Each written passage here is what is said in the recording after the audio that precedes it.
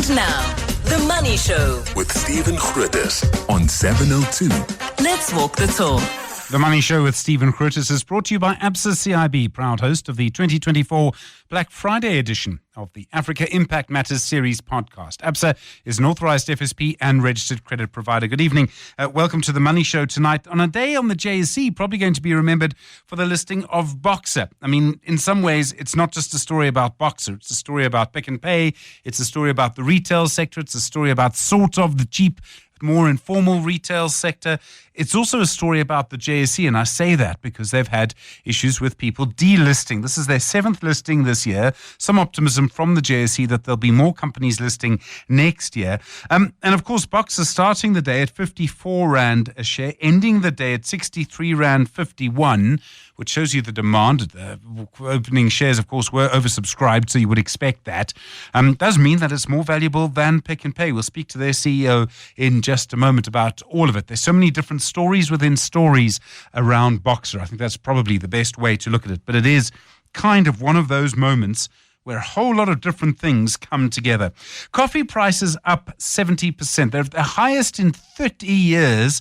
Because of a drought in Brazil. It would appear that Brazil produces the kind of beans that you probably prefer, Arabica beans. I think I'm pronouncing that correctly. And while Vietnam does produce a lot of coffee, it doesn't produce the kind of coffee that gets sold in, what would I call it? The kind of better coffee shop. Let's say the 30 Rand a cup up kind of coffee shop.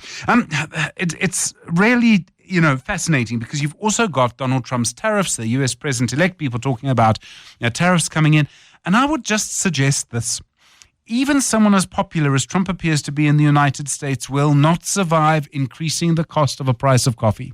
If in any way you are held responsible for that, I don't think anyone survives that. There's something about coffee in our society, I suppose going back 300 years to coffee shops in London, but coffee has become crucially important for some reason. And I mean, I'm one of those, and I do drink a lot of coffee, and I've become incredibly fussy about it.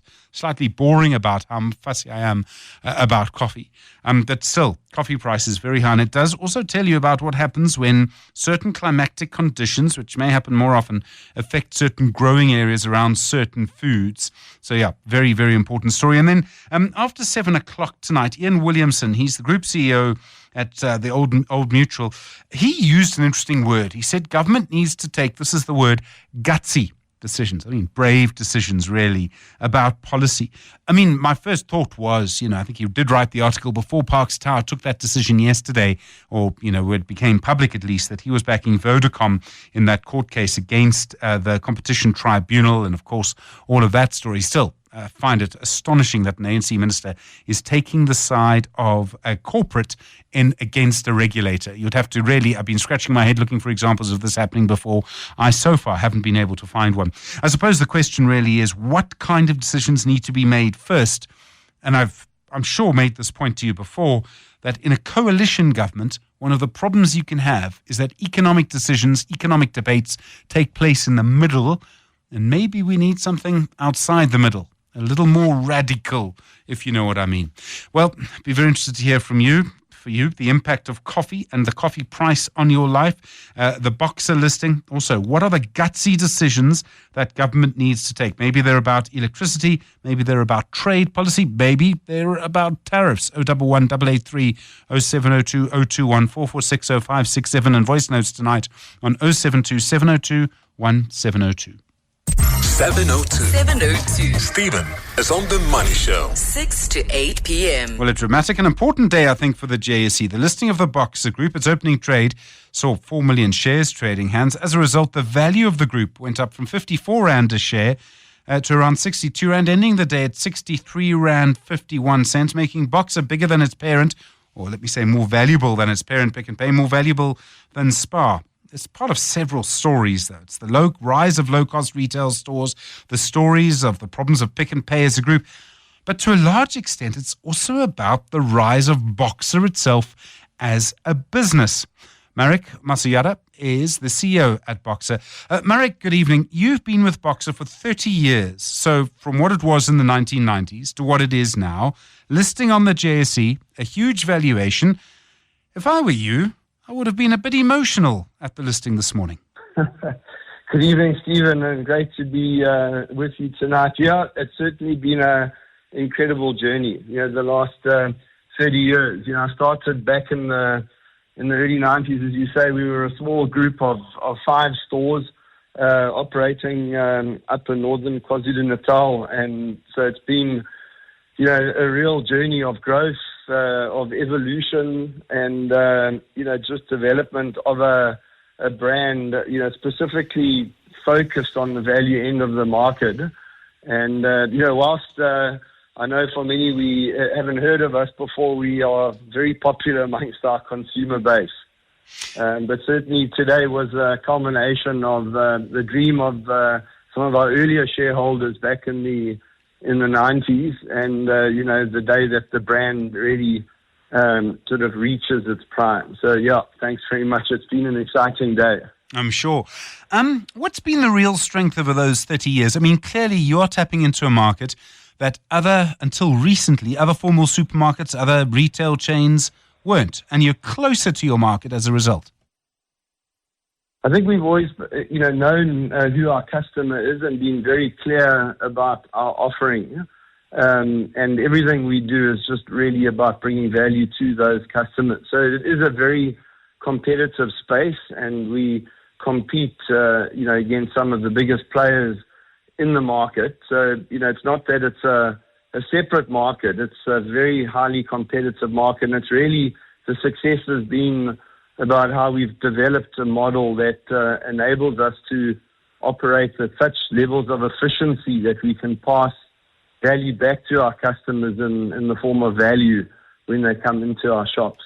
Your group now is very different to what it was when Pick n Pay first took it over. I mean, that sort of Pick n Pay period, they still own 60% of you, I think it is. You're obviously still going to have a close relationship with them, and you sort of, you've listed yourself, but that relationship is going to change, and they've obviously played a big role over the years for you.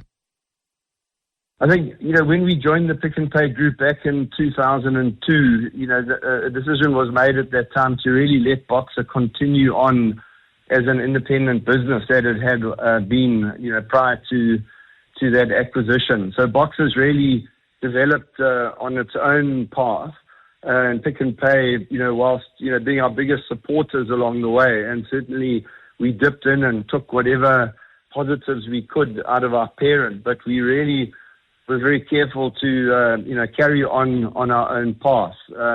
So there's not a lot of change operationally as a result of the listing taking place. Our business continues with its own structures and staff, supply chain, finance, procurement, as it has always done. But, obviously we now have new shareholders that have joined, and, we're delighted to have them, and, look forward to, future value creation for them. In a way, being a publicly traded company does come with a few more obligations. You have to be a bit more transparent. Some of this you would obviously have been very close to anyway. But there's going to be a little bit more homework. Some of that will be a bit frustrating. We'll speak to the JSE in a moment. They've made it a little easier for people to list. Are you happily prepared for all of that? Yeah, I think that's where the preparation has really taken place, at that governance level. And, Pick n Pay handled all of that for us, and whilst we were, part of that group, part of them. But yeah, I think we're never too old to learn, and we'll bring that expertise in-house into our business. But, the most important thing is that the underlying business continues. Very importantly, one of the biggest steps we took was to appoint an independent board of directors. And, we now have a board of 9 with 5 independent non-execs, 2 representatives from Boxer itself, and 2 from Pick n Pay. And I think that really shows the independence of Boxer going forward. Your group's grown strongly, but there is competition, and I suspect more people are going to sort of, in a way, crack your formula. More people are already. Do you expect it's going to get a little tougher to stay ahead of the competition, despite some of the advantages you talk about? Absolutely. I think, every day we go to work looking at how we can improve as a business, both at the back end in terms of operational efficiencies, but also in terms of the customer-facing services and products that we offer. It has been, as I said, a very competitive space over the years. But even so, we started off, as small players in the industry, and we've been able to grow from those early days of 5 stores up to 500 today in the face of that competition. So we're confident in our format and in the shape of our business. But certainly, we expect the market to come hard. There's a lot of operators out there fighting for the consumer's rand, and we need to continue making sure that we're delighting them in every way. Marek, thank you very much indeed. Marek Masojada, the CEO at Boxer, on an emotional day for them. Well, that's one of the stories. I mean, there are other stories that come out of what happened today, and one of them, of course, is about the JSE. Veldine Reddy is Director of Capital Markets at the JSE. Veldine, good evening. We've been through a period, really, where it seemed more companies were leaving the JSE than listing on the JSE. This is your 7th listing this year. Do you think the trend is turning? Absolutely. It's been a really good year. One, from the manifestation of seeing more listings. As you've rightly said, we've seen 7 listings on our equities board. We've actually seen, and that's the best we've had since 2018, we've seen much less delistings this year as compared to the last almost decade. And we've seen the pipeline very strong. And the momentum shifting largely is, because we've seen post-GNU to date an inflection point in the market, which has translated from the macro getting improved and the outlook getting improved for South Africa, right through to the capital markets, where capital raise is more appealing through public markets, and the equities and debt market are starting to re-rate as the local investors pile in and as more offshore investors take interest. So it does feel like the trajectory is turning with fundamentals to support. In other words, it's all about the optimism. I mean, it can't just be about that, Veldine, because you also did make some changes to your listing requirements, make it a little easier for companies to list. Look, that was only 2 or 3 months ago, so it's early days. But, I mean, you clearly felt the need to do something. Yeah, thank you for that. And that's right. It's actually been about a 3-year journey where we've done various forms of regulatory reform in different segments. We started about 36 months ago with a project called Cutting the Red Tape. We enhanced the listings requirements. We have this year brought in the simplification project, where we're trying to simplify the rules for ease of understanding. We brought in the market segmentation, where we split the main board between a prime and general segment to make it more relevant for listing requirements. We've also gone on to do the fast-track listings process, where we've recently converted many from the UK, but also focusing in other jurisdictions, where we can add in new secondary listings to our market without the expensive duplication of listing requirements or fees. So there's cost efficiencies and streamlining of the process and really quick. So absolutely right. There's a lot we've done to make the regulations more appealing and more relevant at the JSE, and we've done so over a period of the last 2 to 3 years, waiting for as well, or getting ready, should I say, for the macro and the sentiment to shift. So it was a bit of, housekeeping to be relevant, as well as then to really aggressively try and land this with the sales force, and then leaning in quite strongly of how the public-private markets public and private markets can actually just enhance the growth of South Africa as a collective. A big name like Boxer coming out of another big name, how important is that for you? I mean, it does symbolize something. It's had huge media attention. Everyone's talking about it today. They've been talking about it for months, frankly. Veldine, I mean, you can see that in the Pick n Pay share price over the last little while. Yeah. But, I mean, clearly today itself really helps for you. Absolutely. I mean, what an exciting listing today. We couldn't have asked to have ended the year with this last listing in such something of such size and significance. On the significant side, I mean, it's what Boxer represents. Pick n Pay saw the value to unlock this, but Boxer is, a discount grocery retail touching 27 million South Africans in the most price-sensitive areas, as well as having over 500 stores. So huge penetration, lots of innovative ways in which to capture growth in that market. Then you look at the actual landing of the listing. I mean, the listing was well oversubscribed. So like you say, very anticipated, looked forward to. Pick n Pay were trying to raise $8.5 billion in capital on this, and they did so, where the placement ended at the top end of that guidance range at 54 Rand. And then when we saw the stock list and open up in the market, it opened up 17% at 63 Rand and a market cap of 29 billion Rand. So the results were evident of how long anticipated and how much value this unlocked, not only for a new entity listed in isolation like Boxer on the JSE, but also for what it meant for Pick n Pay, who retains a stake in Boxer. 7 listings this year, probably unlikely to get another one as big as Boxer next year, Yeah. but you do have others in the pipeline? Yeah, the pipeline is strong, speaking to all of the sales desks between the equity capital markets and debt capital markets teams. We've brought in so many new products. So if we just look at the 7 listings on equities, we have a deep pipeline of not only IPOs, but also, as I said, chasing secondary market, secondary listings on the JSE to access deep and liquid pools of capital. So even though we didn't have a huge size like Boxer on the IPO, if you look at what we've converted from the UK this year, we had Assura this week as well that listed, which is a healthcare REIT, and then in the public domain, but not yet approved, but soon to be listed, hopefully, is a super income REIT. So we've seen a few conversions of UK REITs into our market.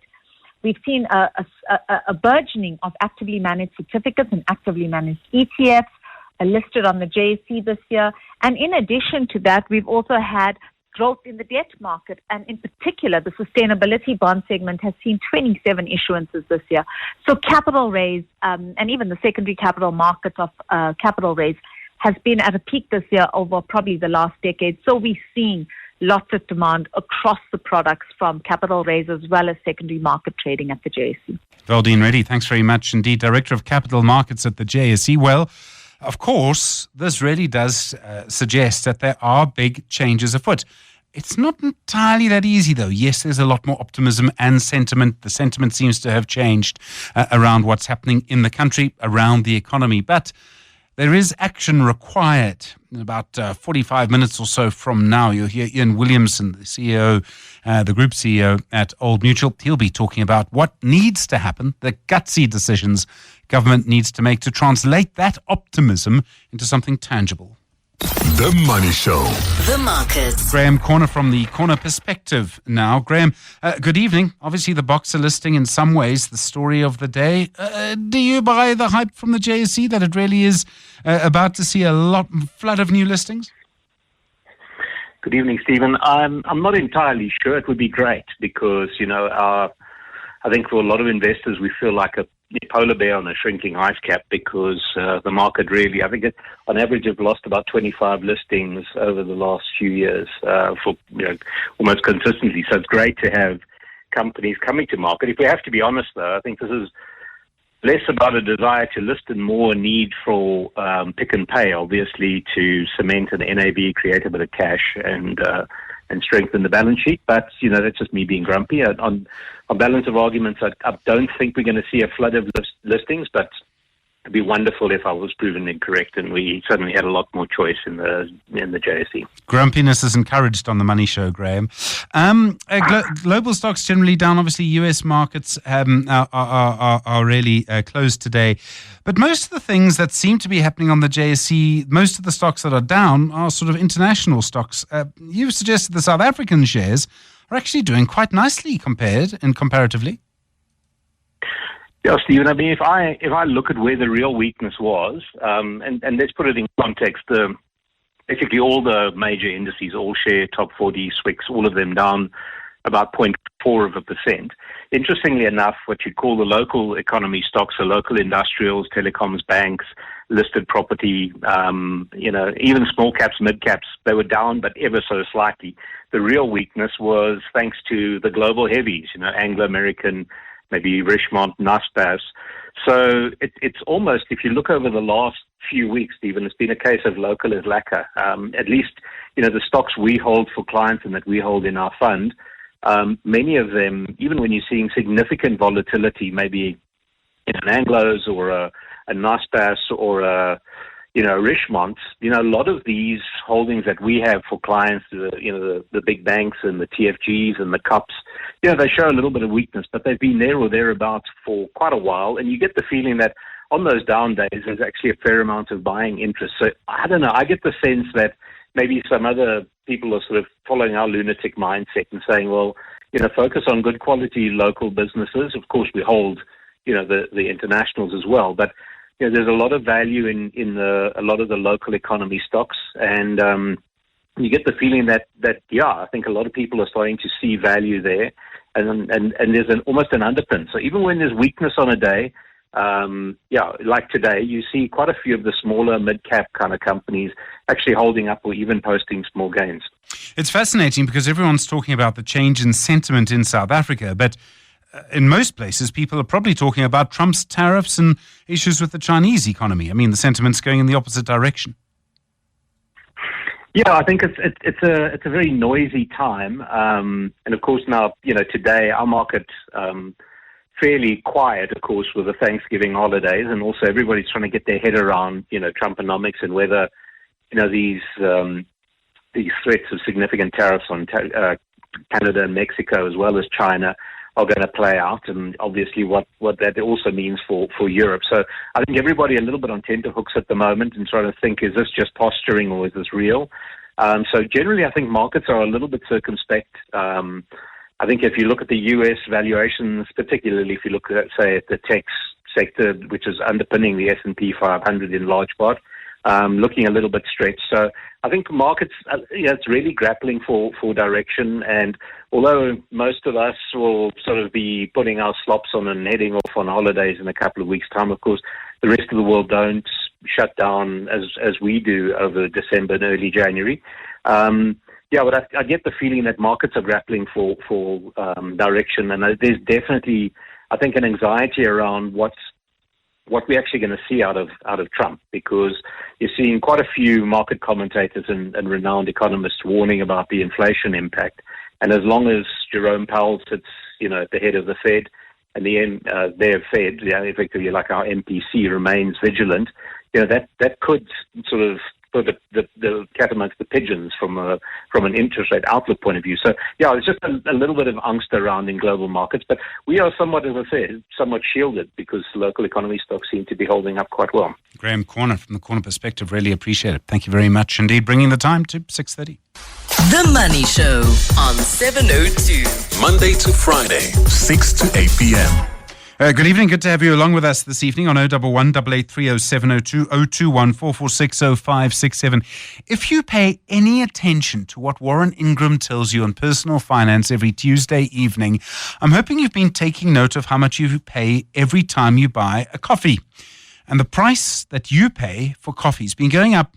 If you look at the Stats SA figures, about 17% year on year for probably the last 3 or 4 months. I'm afraid to say that's not the end of the story. The story, I hope, ends with news today that on global coffee markets, and one can just imagine what global coffee markets look like, coffee's hit its highest price in 30 years. You have to go back a long way to find Arabica beans as expensive as they are now. Paul Makobe, Senior Agricultural Economist at FNB. Paul, good evening. I mean, I've kind of become used to high prices for coffee, but the highest in 30 years. What on earth is going on? Yeah, good evening, Stephen, and to your listeners. Definitely, this is exactly the stage we find ourselves. Even the international crude oil prices have not increased with that kind of level. Despite the challenges that we're having on the international market. So coming back to coffee, this is a weather problem. That has actually ravaged parts of the producing areas, particularly South and Central America. Brazil has been having serious challenges with rainfall, which has actually constrained its supply. It is the biggest supplier of coffee, with about or closer to 40% of global supply in the world. So that has resulted in this, increase in substantial increase in prices on the international market. I mean, I realize drought in Brazil is a big factor, the issue in South America, but I mean, there are other places that produce coffee. Vietnam, I didn't know Vietnam produced coffee until earlier today. Kenya produces quite a lot of coffee. I think at one point we might have produced a little bit. I think we had one coffee farm, if my memory is correct. That coffee is not the same kind of bean? Well, it's the same, but the only challenge is that, if you look at those countries, Vietnam, about 17% of the global, supply, obviously, and the rest are, even smaller. So if you have a problem in Brazil, it affects the whole market at 39% market share. Vietnam at 17%. You are sitting with a problem of supply in the world, hence the current, increase in prices. Also, Vietnam is also experiencing, drought issues. 2023-2024 production is estimated to have, dropped by about 20% year on year. So a drop of 20% in your second biggest, producer, and when the biggest producer is experiencing those kind of challenges, you are likely to sit with a situation where there is, scramble for the local stock that is available, and hence prices are, have reached the 30-year high. There's been a massive increase in demand for coffee, I would imagine, over the last 20 years. I mean, I remember when the first sort of coffee chain, in other words, a chain that specialized in selling coffee, I think it was Mug and Bean, came to South Africa, and that was probably 30 years ago, was sort of a new thing. Now there are coffee shops all over suburban areas, and some of them have, moved out of sort of office areas into suburban areas because that's where their markets are, with the working from home phenomenon and all of that. What I'm trying to get to, though, is that I'm presuming that over the last few years, demand for coffee, global demand for coffee, has just increased, and probably increased quite strongly. Yeah, definitely. I think what you've painted is a picture where it has become mobile, from the home kitchen to the street almost, and to that robust demand. Coffee on the go, with a proliferation of various shops around the country, Starbucks and so on. That has actually increased, the demand, and they have marketed coffee, very well. But we didn't have a corresponding, increase in expansion of coffee, on the international market. It is still dominated by the, historical, suppliers, and we're still yet to see a significant, expansion in terms of investment into new capacity to supply this growing market.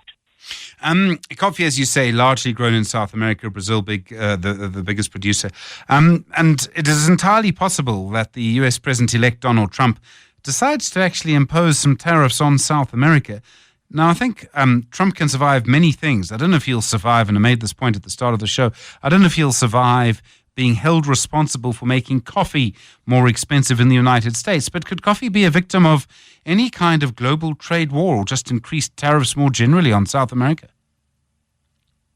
It depends on commodities. Some of these are not necessarily blanket, tariffs on commodities. You will concentrate on selected commodities. There are, instances where there's going to be a very serious pushback internally from the U.S. in terms of certain commodities that, tariffs might be imposed.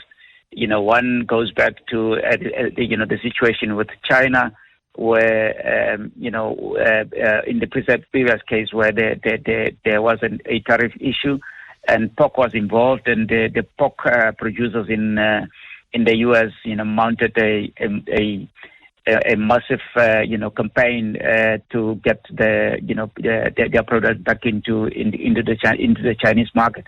So there will be, strong lobby groups in terms of certain commodities, and obviously, if they're not featuring in terms of production, and obviously consumption is very high there, and obviously you're dealing with a potential inflationary impact on the U.S. market as well. So you're unlikely to see a situation where it gets impacted. But as you know, Trump is somebody whom is not easily predictable. But I think it is not going to be one of those commodities that might be impacted by the tariffs. And most importantly, the fact that they don't have domestic production of this commodity. It become insignificant to actually impose a tariff on them. Coffee drinkers of the United States, or coffee drinkers of America, unite. Paul Makube, thank you so much. Senior agricultural economist at FNB. The Money Show with Stephen Grootes is brought to you by Absa CIB, proud host of the 2024 Black Friday edition of the Africa Impact Matters series podcast. Absa is an authorized FSP and registered credit provider. Well, lots going on in the tech space this week. Huawei unveiling a new flagship phone in China. Its operating system is entirely Chinese. In other words, there's nothing to do with Android or Google. There's also the Apple CEO, Tim Cook. He's been in China for the third time this year, just as relations between the two are getting a little more, interesting. Of course, you may remember Google was ordered to stop Huawei from using their Android operating system. Siphumelele Zondi is our tech expert. We speak to him on a Thursday. Siphumelele, good evening. Okay, so Huawei now have their entirely own operating system. Despite that, it's been a pretty good year for the Android operating system. Well, totally, but that can be expected, right, Stephen, because the Android operating system is in pretty much most devices around the world, high-end devices as well as entry-level devices, whereas Apple it doesn't have that luxury because a lot of Apple devices, but I suppose by their own doing, are high-end devices. So Android then becomes the biggest operating system or the most popular operating system for most devices that are being bought. So that's not surprising. But what's interesting is that the Harmony operating system that you mentioned, which is the Huawei operating system, is in about 15% of devices in China. Q3 results from Q3 this year says it's increased to 15%. So that's huge because China is the world's biggest smartphone market. This is despite the fact that Huawei had allowed an open source version of Android, which means you could buy the device, the Huawei device, and then get the open source version of Android to then use it the way you've used other devices in the past, even though it does have snags there and there. But the operating system has been popular in China, and this is even before the new Mate 70 device that's launching next week in China, which is basically all Android, all Harmony, no open source Android. This is even before its launch in China, which means there's a bigger uptake now of this Harmony operating system that Huawei has launched. I mean, iOS obviously is limited to Apple devices, so I presume they can only do as well as there are many Apple devices being produced every year. Totally. And because Apple is a device that only a few affluent people can afford around the world, and so automatically that then reduces their popularity. And even in the high-end market, there is that competition, right? So that would be there because you find other devices that are Android. Samsung, for example, has entry-level high-end devices. So there's competition in that market as well. Tim Cook, he's the CEO at Apple. Now, I mean, he's in a very interesting position. Yes, he may live in California and design his products there, but they're made in China by Foxconn, which is a company that is owned by someone in Taiwan at a time when that relationship's getting very complicated. Why has he been in China so much this year? That's basically it, right? Because America is trying to tighten up on Chinese products and Chinese brands and limiting basically what comes out of China. So that's why he's been in China so much this year. It's basically to try and get the buy-in. But as you also mentioned, that a lot of their devices are actually made in China. And so that then creates a problem as well. If devices are made in China, products are made in China, parts of the devices, 80% of their suppliers are actually in China. So he needs to allay their fears about what's happening in America right now and basically get their trust and buy-in again. And then Huawei, I mean, at one point, the world's number one smartphone brand. The new operating system, the new software, I mean, I presume it competes quite strongly with other options that are available? Well, if 15% of the Chinese, for example, have started using it even before it's been mandatory that it's the operating system of the devices, that means it's doing pretty well in its home market. Now, where the challenge might be for Harmony is whether those that are creating apps already for iOS, that are creating apps already for Android, are going to now create a of the same app for this new operating system that is going to be in a device that's going to be mandatory that it gets into as of next week, which means then when the rest of the world gets that device, they can't go open source anymore. They're going to have to because it's basically going to be reconfigured or configured completely for this new operating system. That's where the challenge is going to be on how they then start the promotion of this particular device or of this operating system into the rest of the world, because that's essentially to the world, even though it's been doing so well in China. I mean, the other big issue, of course, is artificial intelligence. If you can compete on that in a phone, you're going to do very, very well indeed. They've launched their own microchip this week. Quite installed this in this new device. Everyone has been looking forward to this Ascend microchip that Huawei has been working on. So what they've done is to go with Kirin, which is Kirin 9020, the latest version of the Kirin chip.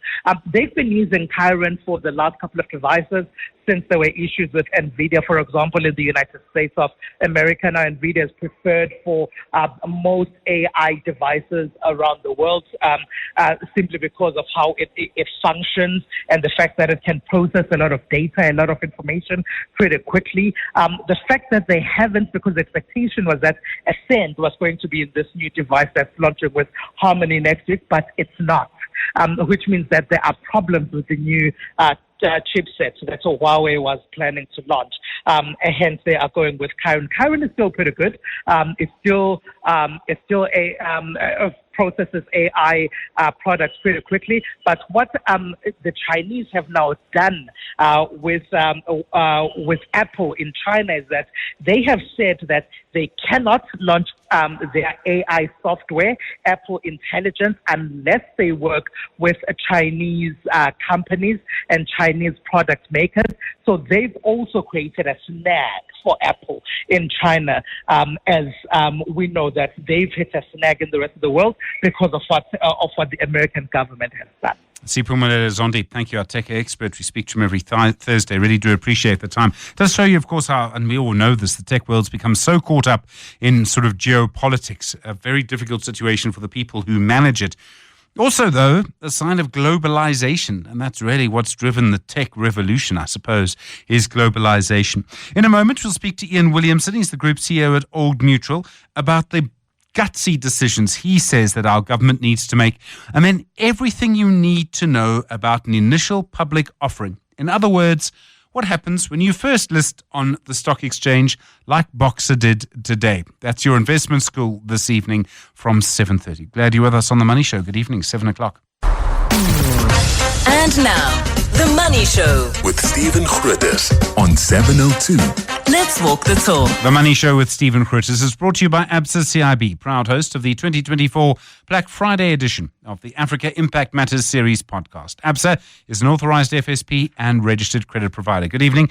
Second hour of the Money Show tonight. Ian Williamson already on hold for you, the group CEO at Old Mutual. He says government needs to make gutsy decisions to get our economy going. We'll find out exactly what he means by that in just a moment.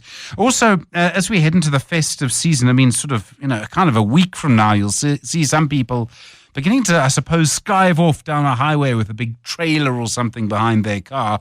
But for smaller companies, how do you survive this season? We'll focus on that in Small Business Focus tonight. And then don't forget, from 7:30 in your investment school, how listings work, how initial public offerings work, how they can be oversubscribed. All sorts of questions that I've been thinking about for that. And your questions too, please, on 072 on 011 8830 702 021 446 0567 and of course 072 702 1702. The Money Show with Stephen Grootes. Busy day in the National Council of Provinces today. The President talking about our economy, how he believes the coalition government that he leads will help the economy to grow. And in some ways, if you look at some of the numbers, I mean, perhaps, just perhaps, things are looking up a little bit. Inflation is down, interest rates are down, load shedding is over. The last unemployment figures were slightly better. But as you know, if you're going to turn this economy around, we will need action. Not just words. An interesting piece this week from the Old Mutual Group CEO, Ian Williamson, in which he suggested we needed more gutsy decisions from policymakers. Well, he's on the line for you now. Ian, good evening. Thank you for your time. I know it's late in the day. You say we need gutsy decisions. What kind of issues do we need gutsy decisions on? Good evening, Stephen, and good evening to your listeners. This was intended to be an encouragement to spur things even more rather than a criticism. I think a lot of good things are happening, and confidence is probably the highest it's been in a decade from the perspective of a forward-looking view on growth prospects. But having said that, I think there are two things. One is we need to cut red tape for small businesses and SMEs. I think that is the growth engine of the economy. And at the moment, it's just far too difficult for a small business owner to get going, get started, get licensed. Even street side traders need licenses in the informal sector. Our informal sector is very small by international standards. And secondly, we need policy certainty on the big ticket things that international investors might be keen to put capital behind. Well, to mobilize international capital, we need that additional layer of certainty on some of those things. So I think it's really in those two areas. And what I'm really referring to is the delta between a prospective 1.5 to 2% growth rate, which is what we're looking at the moment, and getting the growth rate to a 4 or 5% number, which is where we need the economy to grow in order to create the jobs we need to sustain our population. And obviously, I mean, the difference would just be amazing. Cutting red tape. The President had a unit. There was a former business person, I think it was a former CEO at Exaro, the name escapes me for the moment, in charge of that project. And I mean, nothing seemed to come of it. I mean, I don't know if it was strangled in its own red tape or what happened. I don't know if things will change now, unfortunately. Yeah, I think, look, certain things have improved. The whole issue, the whole long-standing issue around visas and work mobility for international talent, I think our new Home Affairs Minister has done something about that, and that's moved along. But the area that I'm talking about, in the small business area, I think there's just a lot of regulation that's sort of built up over the years with well-intended consequences, but which is now stifling people's ability to get going. And I don't think much is happening in that area because it takes real focus and concerted effort to roll back existing things where the unintended consequences are strangling growth. When there's a coalition government, I mean, I think for a lot of people in the business sector, the first feeling might well have been excitement. There's at last a sort of business-friendly party. I'm obviously referring to the DA in the government. But it can be quite hard to work out what's going on in the coalition. And it seems to me that different ministers are doing different things. On the one side, as you say, there's the Home Affairs Minister, the Communications Minister seems to be doing some things. Then you've got the Health Minister who says he wants to ban medical aids, for example, bring in the NHI. I wonder if for business that actually makes it harder to predict what's going to happen. It makes policy less certain because it's kind of impossible to work out what's really going on in the coalition. No, I actually think that I am actually very positive about what's happened since the GNU was formed. I think there's been quite a lot of mobilisation. The work that Business for South Africa has been doing across the logistics and energy and crime sectors is getting some real traction. I think things are moving along. Yes, I think there are sectoral specific issues, but most businesses are concentrated around a sector and have a good idea of what they need to do and how they need to engage. It's just that sometimes it does take a long time, and we will all need things to go a lot faster. I think it's ultimately for the good of all of us. We ultimately need that 5% growth rate, not that 2% growth rate, and we unfortunately, we're not going to get there unless we see further reform than what we're seeing at the moment. And while I think universally people would be encouraged and optimistic about what's going on, I guess what I'm calling for is even more to really unlock that next layer. Obviously, actions speak louder than words, and we kind of need signals. And I wonder if you'd seen what had happened yesterday with Parks Tau, the Minister at the Department of Trade, Industry and Competition, siding with Vodacom against the Competition Tribunal. I mean, is that the kind of action that would send a signal that this government is actually going to promote, going to help business where it can rather than stand in its way? And I mean, Parks Tau is crucial to a lot of things, I would think. Yeah, the DTI and the minister in that area is absolutely central. So I think you're right. I'm sorry, your line cut as you were mentioning what he was doing with Vodacom, so I missed a piece there. So he sided with Vodacom in against the Competition Tribunal. In other words, he has joined Vodacom's appeal to the Competition Competition Appeal Court, saying that the Competition Tribunal was wrong to block the deal. In other words, this is an ANC minister siding with big business. Yeah, I think hopefully that's a signal that, we will look at the merits of things rather than take an ideological approach. And, I think if we get to that level of pragmatism, that can be incredibly helpful. Ian Williamson, thank you so much. Really do appreciate the time. Group CEO, I should say, at Old Mutual. There's so many questions around what the government is going to do, what it hasn't done yet, what it needs to do. And I don't know if you've got an idea what the first thing you think government should do to help the economy would be. 021 446 0567 and 011 883 0702. 702.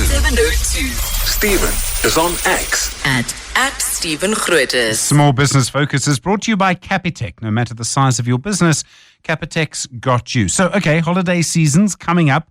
I suppose for some of us, all that you need to do is to make sure that the two slops that you're taking are actually from the same pair and then protect them from the puppy. For other people, it might be about making sure that the car is ready. For others, it might just be reminding your parents and your uncle and your aunt, especially the uncle for some reason, that you're actually coming to stay with them in the Eastern Cape over the holiday season and make sure that they haven't forgotten. But if you're actually a small business owner, well, then there's a ton of stuff that you need to do because this can be quite a disruptive period for small businesses. Megan Dedekant is the area manager at Business Partners Limited. Megan, good evening to you. I imagine for a lot of small companies, the first thing is managing your cash flow. I mean, these are not normal times because it's the holiday season, and your cash flow is not going to be normal. Evening, Stephen. Yes, 100%. We at Business Partners funding SMEs, obviously over the period now, we've seen over the years our businesses experience seasonality over this festive period, and quite often we do see reduced activity over the festive period. Again, it does depend on the industry that you're in, so certain industries, perhaps the tourism industry and the hospitality industry, could see this period as a very good period cash flow-wise. They see growth in turnovers, they see growth in business opportunity during this time. But then we obviously have other industries, for instance, our construction businesses and businesses involved in development, where we have our construction holidays, and we see a big decline in turnovers. So cash flow management over the festive season is extremely important. I mean, there's certain things, it's a bit like preparing for your children back to school. Buy the uniform in November rather than January. Can you do the same kind of thing for a small business? Put some money aside.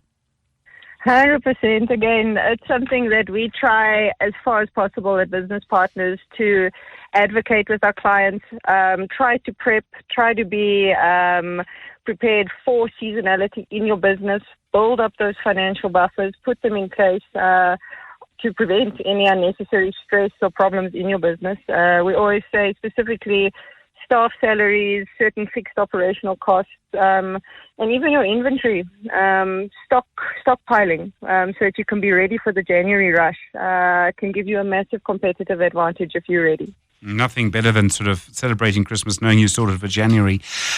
Staying in touch with your stakeholders, your operating hours are going to probably change. Between Christmas and New Year, if you're not a retail or holiday business, I don't know how much business you're going to do, but people might sort of think that you're open when you aren't.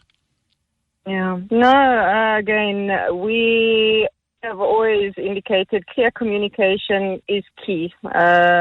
You have to keep your stakeholders on the same page as you. You need to inform them of any holiday plans or changes. Quite often our small businesses do see different operating hours over the festive season. Perhaps they close over a couple of days. So this needs to be clearly communicated to your customers, to your suppliers, well in advance. And this can obviously be done by emails, your social media, even notifications on your website. And then recognizing employees. Is this a good moment for that? There's always a bit of a debate. Should, you have a braai? Should you have a party? Should you do something? Everyone likes to be recognized. Again, without a doubt, all staff love to be recognized. It's encouraging. They need to see that they have been performing and gestures like any kind of year-end celebration, or to celebrate them at your year-end functions, perhaps personal tokens of appreciation, are incredibly important. I think for any SME, they need to remember that people are normally our biggest asset. So any small act of appreciation can have a massive impact on the team's morale, their motivation, and specifically motivation going into the festive season. You want your people to be leaving or to be going on holiday in high spirits. You also obviously want people to know what exactly you're doing, when they need to work, when they don't need to work. And it's not always clear for everyone. Of course, again, this links back to communication, so just as much as you need to communicate with your clients, with your service providers, your employees are stakeholders in your business as well, so all holiday leave schedules, your leave policies, any specific responsibilities that need to continue perhaps during the festive season, all of this needs to be communicated very clearly to the staff, obviously to ensure a smooth transition from this year into the new year. Sometimes you need to be a little more secure over the Christmas period. If you're not coming in at a regular time to regular office, your hours change, people can see that. How important is it to just manage your security over this time? Oh, again, I don't think we could underestimate security or operational security during the holidays. Our businesses are at risk, specifically if we do close for the holidays. We're at risk for theft. Cybercrime is obviously on the rise, so data breaches are a very big concern. So in terms of your business premises, your stock, you need to make sure that everything is well safeguarded. Your alarm systems are working. If you are going away, make sure that you do notify your security companies. And then again, obviously on the cybercrime side, again, back up all your data. I think that is a massive, massive tip. It's very important. Do security updates of all of your software as well before logging off for the year. And that's such a big thing, isn't it? If you come back and your systems don't work for whatever reason, or you've been hacked or something, or the WannaCry virus or whatever it is, basically you're not going to survive 2025. Oh, of course, that's the last thing that you want. You want to go into the new year. You want to go into the new year prepared. You've got a plan. You've got a strategy. The last thing you need is to come back knowing that some of your data has been compromised or information has been leaked. That could be detrimental to your business and impact your customers and your clients massively. And then strategic planning, I mean, you've got a quieter time. Maybe you do actually get to sit in the office for a minute, not be interrupted. What should you do with that time? Yeah, again, even for me, working at business partners, and I think for any SME or any entrepreneur, the quieter time does allow for strategic planning. It allows for you to also go back and reflect on what worked in the previous year, what didn't work, and obviously through that to be able to pinpoint new opportunities to grow going into the new financial year, into the new calendar year. So I think taking time to do some real looking back and seeing how was your business performance, what worked, what didn't work, refine your strategies, create measurable goals for 2025, and have a good plan on how to execute these strategies. I think it's very important. I mean, you often, when you're a small business owner, you get really caught up in the day-to-day, really the hour-to-hour, I suppose I should say. Mm-hmm. Having that moment to just think about things a little bit must be incredibly valuable. Without a doubt. Again, I think it is massively important for any business owner to be able to reflect, again, on their successes, what worked, what didn't work. And I mean, that goes into various aspects of your business. So you can look, for instance, into your marketing. What marketing strategies worked? Where should we pivot? What should we change? And you can look at products. What product or service was working? What are your profit margins, for instance, on those products? Which ones were the good sellers? Are your margins good? Are they competitive? What can we change in our business next year to ensure growth? And I mean, you've got to also be quite realistic about that. You can't just sit there and think, oh, it was a good year and move on. You actually need to think about it quite carefully. No, of course. I mean, and again, that needs to be based on stats, so facts and figures don't lie, and that's why I say the best way to look at this is actually to look at the numbers. At the end of the day, you can go back, you can see the various income streams that are running through your business. You can see which ones are more profitable than not, where you should be focusing, obviously on your overheads, perhaps where was some overspending done, where can we cut down, what can we do in our business to make it a little bit leaner. And then again, on our marketing strategies, what can we do to open new markets for our business? Megan Dedekin, thank you very much indeed. Megan is the area manager at Business Partners Limited. Why settle for slow when you can get paid just like that? Capitec's new Print and Pro card machines process payments faster with free next-day settlements 24/7. Get a Pro for just 499 Rand or a Print for 999 Rand. Order online for free delivery in 3 to 5 days, no contract. Don't miss out. Offer valid till the 30th of November. Capitec's got you no matter your business size. Visit capitecbank.co.za/business or a branch now. The Money Show on 702. Monday to Friday, 6 to 8 p.m. Well, you heard that conversation around coffee prices a little earlier. Jared's on the line. Jared, hi. You work in the coffee business. I mean, coffee prices must be having a huge impact on you. Hi, Stephen. Yes, obviously the coffee prices are at actually a 47-year high at the moment.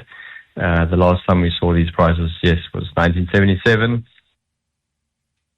And what impact does it have on your business? I mean, people will come in, they will want to buy coffee, and they'll look at the price and get very script. Yeah, so, you can do with the price because it is, we've seen off of the milk fees, Arabic icing, and the ultimate impact that it has is actually going to be on the cafes that are selling the cups of, the physical cups of coffee, which we'll probably only see in a few months from now. But they feel the biggest brunt of it because they ended up. We seem to be losing you there, Jared, on that line. I'm sorry about that. CEO of Green Coffee Supply, I understand. The coffee price story, I think, is going to run for quite some time. It's not going to go away because of the actual root cause of it, which, of course, is the situation in Brazil, one of the big coffee growers, or the biggest coffee grower, really. But it does just tell you how things that happen in one part of the world have such a big impact on things that happen in another part of the world. They have a big impact on you, and that's basically the way of the world at the moment, no matter what politicians may tell you. Coming up in the next little while, the initial public offering, how it works, what it is, why offers are oversubscribed, is there a difference between an IPO going onto the market, every question you've ever had. I've sat down and thought about it. I've got time. We've got time to hear from you as well, please, on 011 883 0702 and 021 446 0567. Your investment school will be in session in just a moment. The subject today is initial public offerings. The Money Show. Investment School. All right. Well, it's been a big day on the JSE, as you know, because of the listing of Boxer, and that's led to, I suppose, in some ways, a little bit of a frenzy. And there's so many questions that come out of an initial public offering, what it is, what it works, and how. Gary Boyson's director at Rand Swiss. Asanda Norcha is Chief Investment Officer at Mazi Asset Management. Gents, really appreciate the time. I know it's November. I know it's busy. So coming in, thank you very much indeed. Okay, Asanda, let me start with you. What is an initial public offering? I know it's the process of offering shares. What is it really? Right. Imagine walking into a market and trying to buy something from a bunch of people that are offering it to you. So one person is selling bananas, another person is selling apples. Effectively, if I use that analogy, it's somebody who either owns a company, runs a company, or something like that, coming to the JSE and saying, I need and I want investors to partner with me in the capitalization of this business. So they then say, I want to offer this to the public. Perhaps the company was a private company, and now bringing it onto the stock exchange, it becomes a public offering. So initial, meaning it's coming for the first time, or initial, I guess it is, it's initial, and it's being offered to the public, where the public can then participate in the ownership of that business by buying shares in the company. Gary, can you have an IPO that's not on the stock exchange? So I'm running a biscuit business. I decide I'm going to sell shares to my friends. I have a lot of friends. I have 100 friends. Does it have to be on the JSE, or can I do it privately? You can have a public company that is not listed. That's absolutely fine. I don't know if you would call it an IPO then, because an IPO has the connotations of that there's going to be an exchange. I don't think officially it can be called an IPO, because like a public offer is one of essentially the three ways to list. So you can list either through an introduction, as in you're already a public company, you have a whole lot of shareholders that meet the spread requirement, and then you just do an introduction offer and you can go and list your shares. Okay, stop there. Yeah. Okay, so say for example, I have a family business, right? I have 15 brothers and sisters. We all own shares. Now we've decided we're going to trade this thing, and we're going to take it to the JSE. Now those shares are owned by those people, right? So then how do they end up on the JSE? Yeah, 100%. So the listing, the putting of the shares on the JSE is separate from like offering them to the public as well. So the listing is just making sure that there's an on-screen double. So there's actually shares that you can access through the exchange's matching engine, and you can go and buy and sell them through a JSE securities broker. That's really what the listing is. And I mean, it comes with all the listing requirements, and there's all benefits to that, because the JSE essentially has now oversight of the company, and there's all the hurdles the company's got to jump through. But I mean, 15 friends and family, like you would keep that as a private company. The real limitation is when you want more than 50, because private companies are limited. Last time I checked the Companies Act at 50 shareholders. So if you have 60 friends and families, now suddenly you've got a problem, and that's when you have to now change it to a public company. Okay, that's very important. I didn't know that. So I can have 49 people owning my company, and I can own a share. The moment it gets over that, now it has to go to list. Now, no, it doesn't have to go to list. It just has to become public. So now you can have it as a public company where you have your 60 people owning 60 shareholders in the company, and now you don't have to list that. It doesn't have to trade on an exchange. It can be there it's called OTC, so over the counter, and you can then go and the 60th shareholder can go and sell it to someone else, and they can come and be an offer, but that would be an over the counter transaction rather than an exchange traded transaction. The listing process is putting it on a formal exchange like the JSE. Okay, that's very important. So, Asanda, then, if you've got 60 shareholders and it's not on the JSE, but it is public, does everybody know who else owns shares? I suppose, by virtue of the governance of the company, I would imagine that they would, in the sense that you would sign a shareholders agreement, which governs how you interact and how you work together. So, when do we pay dividends? Who is allowed to vote when we're having an AGM? When do we have an AGM? And things like that. So, by virtue of that governance structure, you would then have a situation where you sit around the table at some point, and perhaps even if you didn't know who the people were in person, but at some point you might come across them in documentation, and so on, which around the company and its operations. Okay, so Asanda, I've now decided I'm taking my biscuit company public. I want to go and put it on a stock exchange. Right. There's more than one stock exchange. I know we talk about the JSE all the time. Right. How do I decide which stock exchange? So I suppose in determining what it is that you're trying to achieve, you want to raise money. Now, you might say to yourself, where is the best chance of me finding a pool of investors that have got the kind of money that I'm looking for? I guess the bigger the better. So, but also beyond that, there are other considerations. So people do think about listing costs. So what does it cost me to list? What are the requirements? How onerous are those relative to one exchange versus another? So there's, I guess, a couple of considerations that go with it, all associated with, I guess, the ease with which you list, but also achieving your objectives in terms of what you're trying to achieve. Chief amongst which is the raising of the actual capital. So coming to your biscuit company, which is becoming quite tasty. I'm salivating thinking about the biscuits here. But if you're now saying, look, I want to go global, international, I need a couple of 100 million rand. You then will think about an exchange that's got that pool of capital available potentially for you to be able to find investors that can fill up that requirement. And then, Gary, if we were in the United States and I had a very big biscuit company, there'll be three main stock exchanges that you would think of, but they do slightly different things, right? You have the Dow Jones, you have the S&P, and you have the NASDAQ. Why do you have different ones? That's because they do slightly different things. Yeah, and they have different listing requirements, and they're competing businesses to an extent as well. So they had different lists, and even but also remember, even within exchanges, they're different boards on different exchanges. So the JSE has the main board and the Alltex board as well, with different listing requirements, and as Asanda was saying, to satisfy different capital requirements and different to access essentially different pools of capital. And so many of the big international companies, they'll list on multiple exchanges. They'll be listed all the way across the European exchanges. They'll be listed on multiple US exchanges as well. And it really is just to access those different pools of capital. Okay, so when you do that, and let's just stick to two exchanges because the biscuit brand isn't that big, but it's called a dual listing. So say, for example, you listed on the JSE and in the stock exchange in the UK, because that's quite a common dual listing that people will know. Can my shares go up on one and down on the other at the same time, or are they linked to each other? No, they're not physically linked. Like, absolutely, they can do that, but there's many very savvy traders that do what's called arbitrage in that case. Because if you can simultaneously buy and sell a share at different prices on two different exchanges, you can make risk-free profit on that.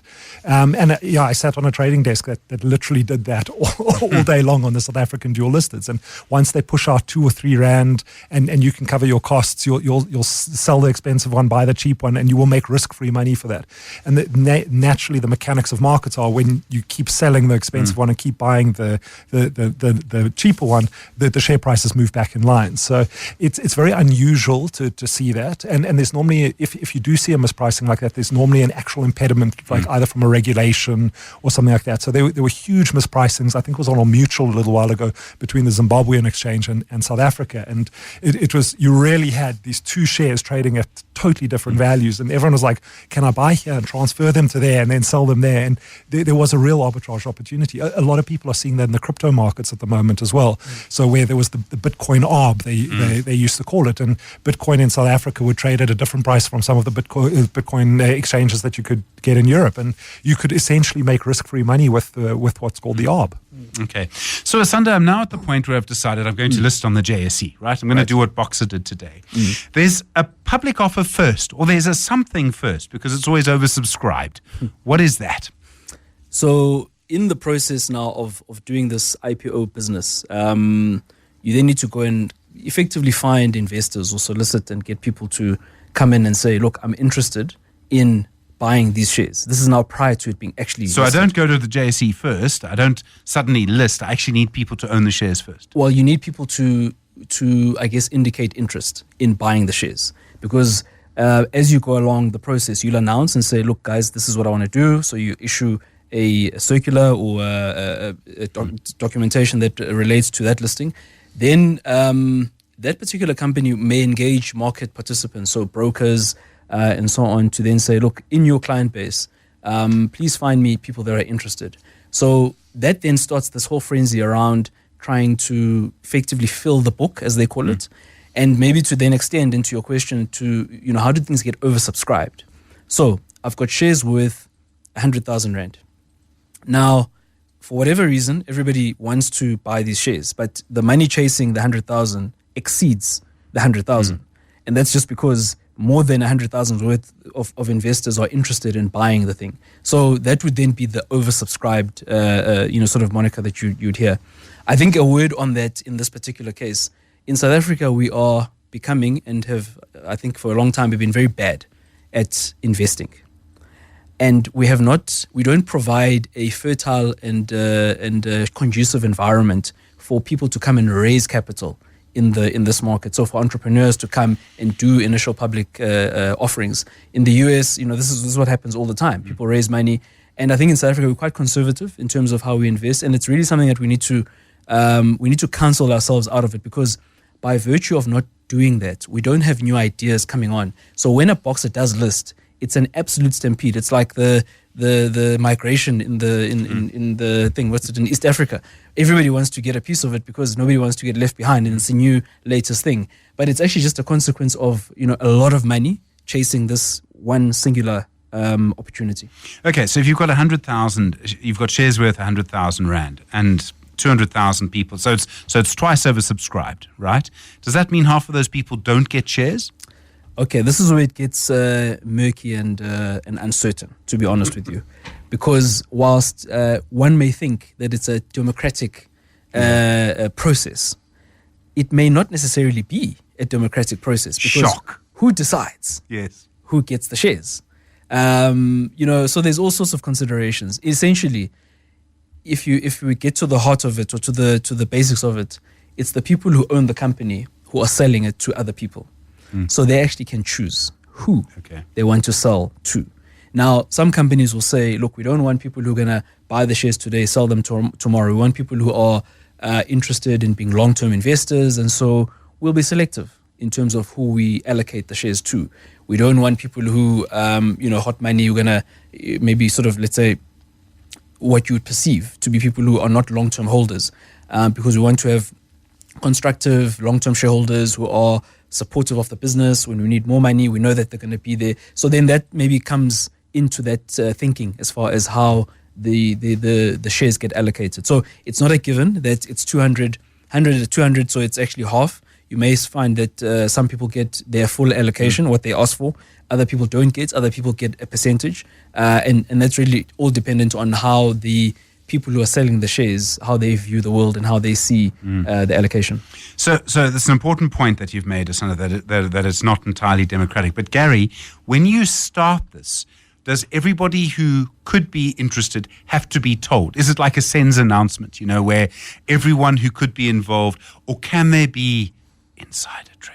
I mean, can there actually be some people who actually know a bit more about the company? Because once it's on the stock exchange, everyone knows what the CEO earns, right? Kind of. But this is like a period beforehand. So is there a sort of obligation to say to all people in the JSE through the stock exchange news service, Stephen's Biscuit Company is going to list, therefore you must, if you want a share, you need to do it now?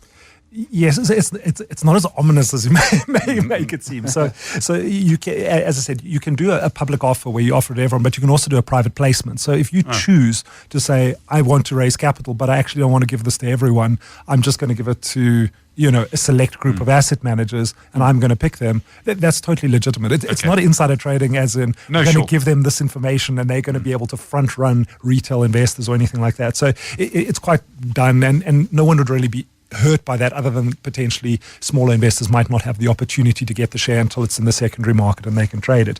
But in terms of the information flow, yes, so it's yes and no, because yes, they do have to. They essentially issue a pre-listing statement, and there's certain requirements that a company has to put in their pre-listing statement. Things like, the price range. They've got to know, who the directors are, what the borrowings are. There's a whole list of things that they've got to include. But I think in the South African market, certainly from my experience of the recent IPOs, it's they tend to go over and above, because the management's got to go on a roadshow and they're going to have to sell this. So they want you to have all the information. They might not want all the bad information, but you're going to get a lot of information, as you're presented to you in a very nice way, to try and sell you the shares. Because as Asanda was saying, the company someone is selling these shares to you as well, and it is essentially the insiders. It's the people that own them that have chosen to list them and offer them to the public. So whenever you are participating in an IPO, just remember, they are selling those shares for a reason, and you need to understand the reason. And it can be a very valid reason, like the Boxer listing today. Pick n Pay needed capital, and they had to let go of a portion of their crown jewel. And I think that's another reason why it was just such a stampede. Everyone was like, we know you're in a little bit of financial trouble, and we want this asset because it's a great asset. So we're speaking to Gary Boyson and Asanda Noche tonight. Everything you need to know about an initial public offering on Investment School. The Money Show. Investment School. Haven't heard the computer do that before. Asanda Noche is the Chief Investment Officer at Mazi Asset Management. Gary Boyson's Director at Rand Swiss. We're talking about Investment School this evening, and we're talking about an initial public offering. Okay, Asanda, so now we've got Stephen's Biscuit business on the JSE. It's its first day.